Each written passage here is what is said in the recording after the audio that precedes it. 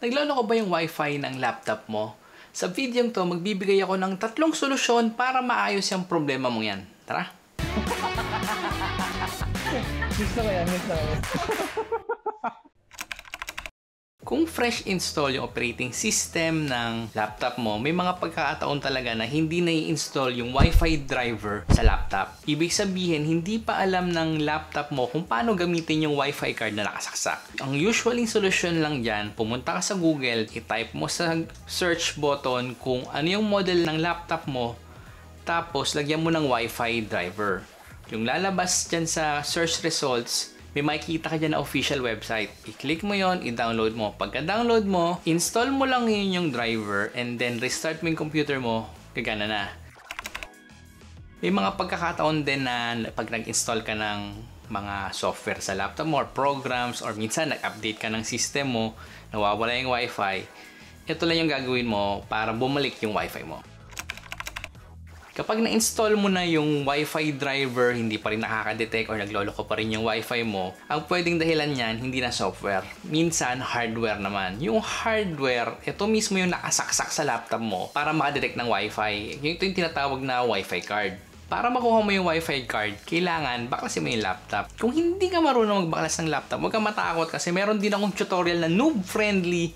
Ilalagay ko lang dyan sa description or sa YouTube card, i-click mo lang dyan para mabaklas yung laptop mo, tapos kunin mo yung Wi-Fi card. Makakabili ka ng Wi-Fi card sa Shopee, sa Lazada, sa AliExpress, sa Amazon. Kailangan mo lang i-search yung ulit model number ng laptop mo, tapos lagyan mo ng Wi-Fi card or yung Wi-Fi card mo minsan may number yon. I-type mo lang sa search bar, lalabas na yon. Kapag nakabili ka na ng bago, syempre tanggalin mo yung luma, saksak mo yung bago, dapat kagana na yon.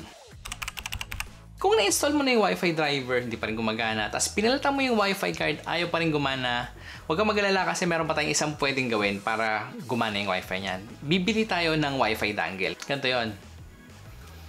Ito, nagkakahalaga to ng mga 100 pesos to 150. Pag yung mga branded, mga 300 to 500, depende sa brand. Pero, ito, sobrang ganda nito kasi isasaksak mo na to sa USB slot ng laptop mo. Gagana na siya. Maghintay ka lang ng 5 to 10 seconds, madedetect na siya ng Wi-Fi mo. Tapos, makaka-search ka na ng mga Wi-Fi sa nearby areas mo. Ibig sabihin, ayos na yung Wi-Fi mo. Kaso, kailangan i-note mo na dapat yung operating system ng laptop mo ay Windows 8 pataas. Kapag Windows 7 or Windows XP, may kasama namang CD to kapag binili. I-install mo lang naman yung driver niya.